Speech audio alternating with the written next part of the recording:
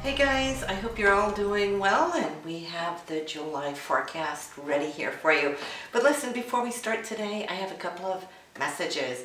We're nearly up at 100,000 subscribers, and maybe this month we can make it.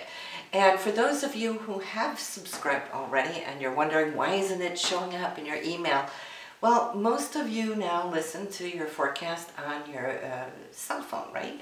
And there's something new here. You can hit the bell, because if you don't hit the bell, which gives you all notifications of new videos, then it will only give it to you every once in a long shot, right? So if you're listening right now on your mobile, well, look at that little bell. If you're subscribed, hit it and it will come up. You'll always get your notifications, and then you get them right away.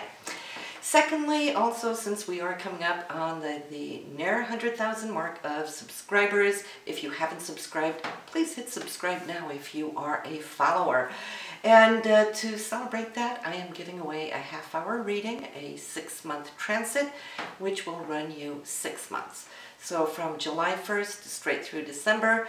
So just go to my website. You'll find the link down below and sign up for the newsletter, right? You'll get all the good news there from time to time. I don't send them too often, but when you do, I will let you know who the lucky winner is of the half-hour 6-month transit reading. Also, when you go to the website, you'll see that I have added a call me button. So if you want a one-on-one talk, whether it is, for a psychic or a tarot reading, you can do so there, and I'm online here in the evenings, and I will look forward to speak with you. So let's get on with what is up for this month. So Leo, what is going on here in July? I'll tell you, so get your pens out. It's really important to take notes this month. Why? Because we have a bumpy road, and I'll walk you through it. It's really good to write down these dates so you can be a little forearmed and be therefore a little forewarned. The thing is, though, that whatever hasn't really been stabilized, I feel, especially for you in the work field, not necessarily your career, but how you work on your day-to-day basis, this is going to be challenged this month.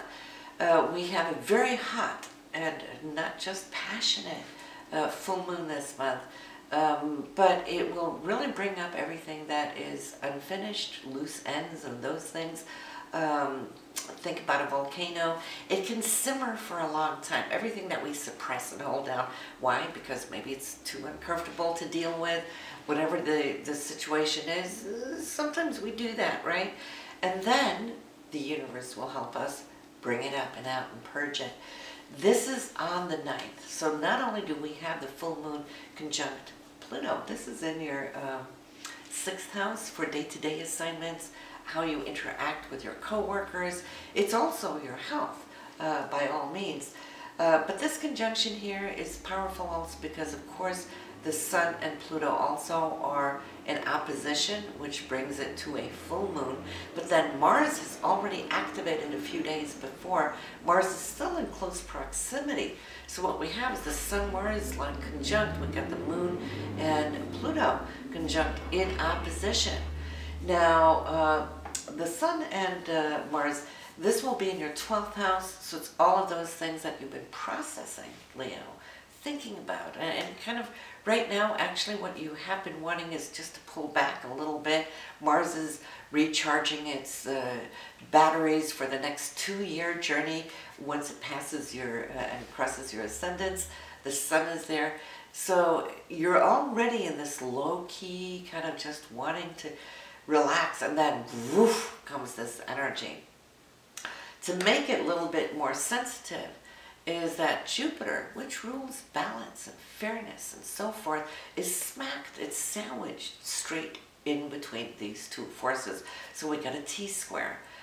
Now, Jupiter, if you feel that somebody has wronged you, well, this is a time that that will come up and it will purge. Jupiter is in your 3rd house for communication, so I definitely do feel that you can find yourself being somewhat vocal about this. So you'll have to see how this is going to play out for you. But then again, you're always a very fair person by heart, right? And so I feel that you're going to do good. But let's start off top of the month, because this is where it really starts. There's a couple of days in between where we can come up for a breather, like on top of the wave, but then we're going to be going down again. So on the 2nd of July, we have Mars-Pluto in opposition. Mars being in the sign of Cancer, you're looking towards nurturing your needs, right? And it's a 12th house, or subconsciousness, or inner self, and so forth. Mars is dynamic, Pluto is nuclear. Put the two together, we have power, right? So one thing we do want to be very careful about this month is power games and guilt trips and so forth that people can project onto each other and so forth, manipulative energies, and you won't put up with any of that this month. Mars and Pluto will make sure of it, so that's on the 2nd. On the 4th, we have news being brought by Mercury, which is always the messenger, with Uranus, some unexpected news, and then you're going to have to deal with it. And when it's square, it's challenging news, okay? It's not the happy surprise news. So you're dealing with it, feeling that when you get to the 5th, yes, you are very motivated, should I say, goal-oriented towards those things you long for. This is the Sun, which is you, Neptune, which is your hopes, dreams, the ideal. So you got this feeling that, ooh, in spite of what's going on, this is where I'm wanting to land. So you have a little breather to do that, but there is a challenge, because on the very same day, we have the Sun and Jupiter, and they're square. So something might be blocking you from moving ahead the way that you would foresee yourself, right? On the 7th, though, I feel the research you're doing, there may be some communications going on here. Mercury, Venus, they're harmonious, so you might have some great insights, some research or feedback. So this is also a good and okay day. On the 9th, there we have that full moon in opposition, Sun, Mars square Jupiter, and we're going, not too good of a day, lay low, all right? On the 14th, there's more insight. I feel that the research that you have started on, trying, maybe it's even related to this situation, this challenge, where you're trying to work it out. But Mercury is communication, so I'm seeing at least there's an optimism here where you're thinking, I can fix this, right? And that's good. You want to have that positive thought. But on the 17th, somebody is not cooperating or working with you. There's a disappointment. Venus and Neptune, when they are in harmony, it's all about dreams, visions. It's the artsy inner self. It's love, romance, those things. It's money and beauty. But when they are square, it's all disappointment. Something failed, didn't come through. Maybe you got a rain check on a date, and you're wondering, like, what's going on? This month has been so weird. So Neptune can make us a little fuzzy, right, where things aren't really crystal clear, unless it's well aspected. So we might feel foggy, and in the fog we're trying to not just recap our emotions, but understand our emotions and the questions of why are things, just falling apart. Now, that may take your attention away, and I do want to warn you, there's a little red flag alert, because on that same day, on the 17th, we might just be that much more accident prone. This is Mars and Uranus, which, when they are square, our attention is somewhere else and we don't see where we're heading. We might bump into that door, stump our toe, that kind of thing. Be careful, especially in traffic. So don't, talk and drive or text and drive, that kind of thing. Just be a little extra aware, because our awareness isn't focused. 17th. 18th and 19th, we got good days. Now you can really come up for a breather. Venus and Jupiter, they both rule money. They rule the emotions, and then the expansion and the enthusiasm, the optimism of our emotions, also romantically. So good money day, good romance day, and it's really locking it in here with Mercury and Saturn. They are trine, and so communication seems to be mutually respected, heard and respected, taken in.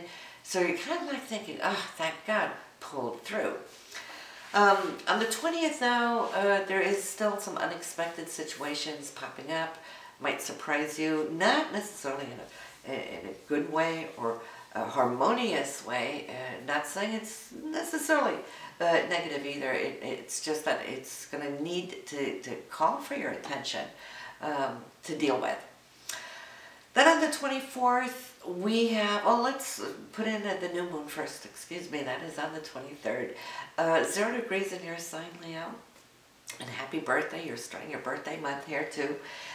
Great place to have a new moon. It is in your first house, so you're feeling the beginning of a new cycle, new chapters. Plant your seeds, because within a month from this new moon, you can really come to harvest something. So it's powerful, and of course you only have this new moon in this area once a year. 24th though, you might feel that you emotionally have your guard up for whatever reason. Venus is opposing Saturn, and you might feel that something is challenging it. Now Saturn for you is in the 5th house, self-expression, creativity, all the artsiness that you might do. It could be a situation with your children, which is also ruled under this area.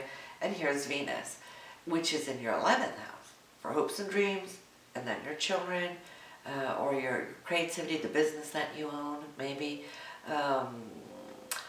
Think about Saturn having rings, right? So it's like these rings are holding your emotions out. It's kind of that push-pull feeling that we all can have a sense of every once in a while. So you might not feel like you're wanting to jump off the deep end here, especially maybe not in a romantic situation. You're a little cautious, but that's okay. Venus is moving quickly, so it's only going to linger there for a day or two. But yeah, if you're questioning certain aspects of your life, you might have the insight already later in the evening, coming into the 25th, when Mercury and Uranus delivers some good news to you. So if you're just kind of waiting, holding your breath for something to affirm, you will have that affirmation. And this really is going to send you off on a much better note, because the Sun and Mars, they're conjunct on the 26th.